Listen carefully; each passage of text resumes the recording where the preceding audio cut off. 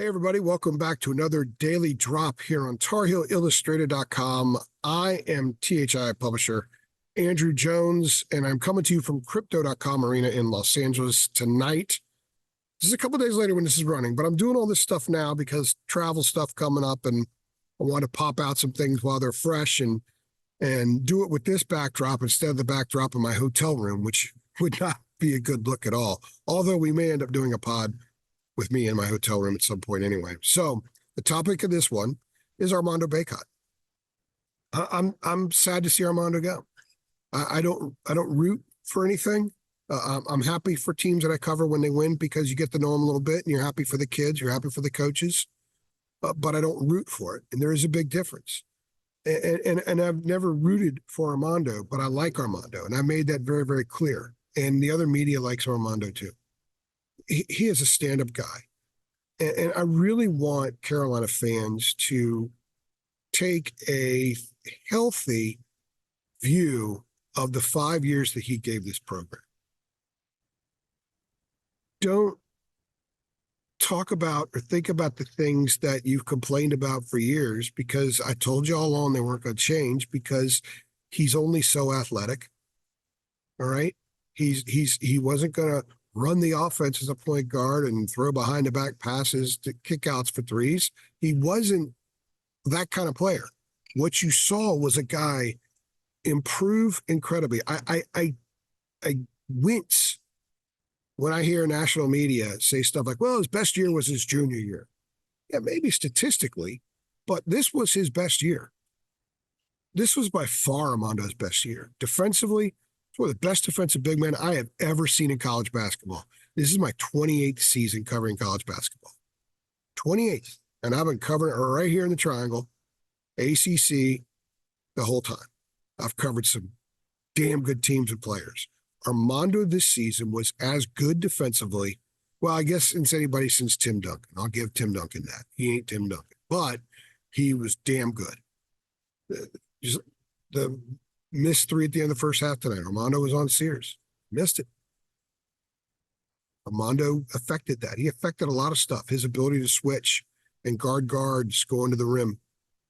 His rebounding, his passing. He's so good in the double, coming out of the double teams now. Remember a couple of years ago when he wasn't? It was a nightmare at times. But everybody struggles with a double team until they don't struggle anymore. And the only way that they don't struggle anymore is because they work their butts off at it. He's worked his butt off on his body, being quicker with the spin move, quicker with the drop step, quicker shuffling his feet defensively, quicker to a ball, help side defense, getting out and guarding on the perimeter. How about teams not ball screening Carolina that much anymore at the top, as much as they used to, because he recovers so well. And then you look at his ability to step up and make plays, his free throw shooting this year. He just didn't happen to hit 78% of his free throws. He did it because he worked his rear end off. He works his butt off. This guy has been dedicated to this program. He's been dedicated to this university. He's been dedicated to himself and his game. And he has given so much to it. And I really want people to appreciate and understand that he needs the kind of respect and appreciation that I would like to see everyone give him and that he deserves. And I hope people come around. Most people, I think, do. I think most people are totally in tune with what he's done and fully appreciative. It's just some of the criticisms, the stuff he talked about Wednesday, because of the morons betting on how many rebounds he's going to get. I mean, I guess I shouldn't say morons, but you can't get pissed at a guy because you put money on him to do something in which there's no guarantee he's going to do it. That's your deal.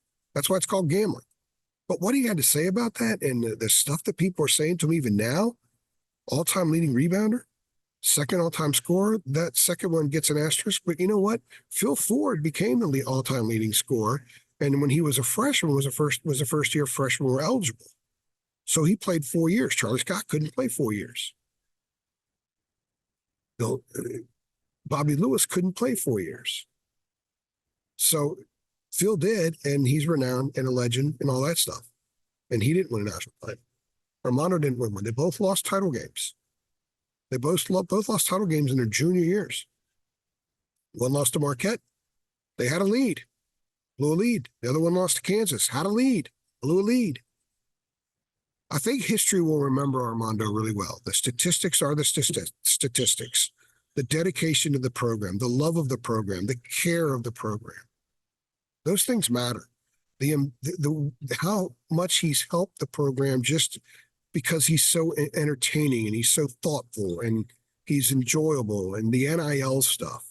He's a trailblazer in college basketball for NIL, and he's North Carolina's an NIL program, and one of the reasons is because of Armando. So when they get guys to transfer in and they're thinking NIL, they're going to think about Armando. His legacy is more than just rebounds. It's more than just layups, and more than offensive rebounds, rebounding his own miss and putting it back, which he did tonight. It's a lot more than that. And he will be looked on very favorably. And I'll leave you with this. I'll probably maybe do something separate on it. Maybe I won't. But his jersey will be in the rafters. And it should be in the rafters. I believe that they should eliminate the Olympic qualifier because it doesn't apply anymore, and add one. I think when you go 15 teams in the ACC, if you're a two-time first-team player, all ACC guy, when there's 15 teams in the league, I think that should get you up on you get your jersey up on the rafters. And Armando's been that. He was a third-team All-America this year. I also think that, and this is probably the thing that will get him up there, because they have tweaked this before. But if you're the all-time leader in a major statistical category, points, rebounds, assists, you should be up there.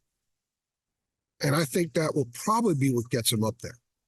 And he did that in 4 seasons, no asterisk. And we'll also get Ed Cota up there too, because he's the all-time leader in assists, and he should be up there. He should have been up there all along. Ed comes to some games. He should be able to look up there and see his jersey up there. And Armando, for the next however many years, he should be able to do the same thing. When Armando brings his kids back to the Dean Dome in the year 2040, he should be able to point up to his jersey up there. He's earned it. And he's also earned the appreciation of Carolina fans. He's a unique guy. He's one of the most unique athletes I've ever covered, professional or college.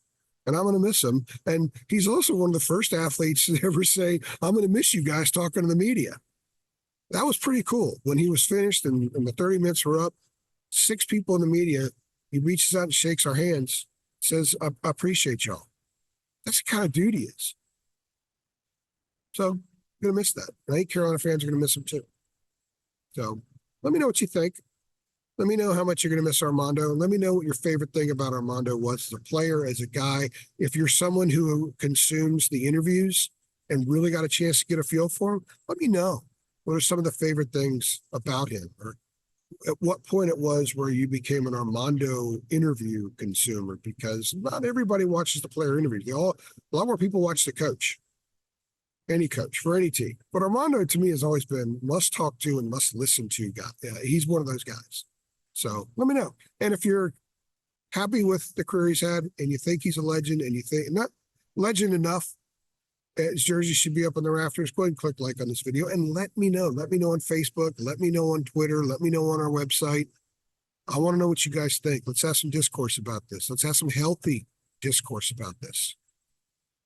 My vote, jersey goes up. My vote, he needs to be in the same conversation with a lot of other great players that have been here.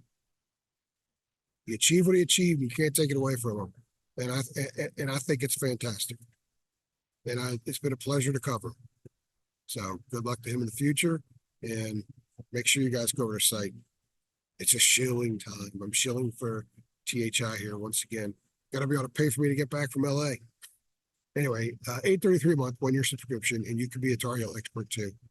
If you've been enjoying all of our podcasts and you're not a member of our site, come on, guys, go on over, become a member, and you're going to get so much more stuff because we only talk about some of it on these shows. The nitty gritty is premiums behind the paywall, and it should be. So come on over, be a member of our community. I want to hear what you guys have to say. I want you to involve yourselves with everybody else. You won't regret it.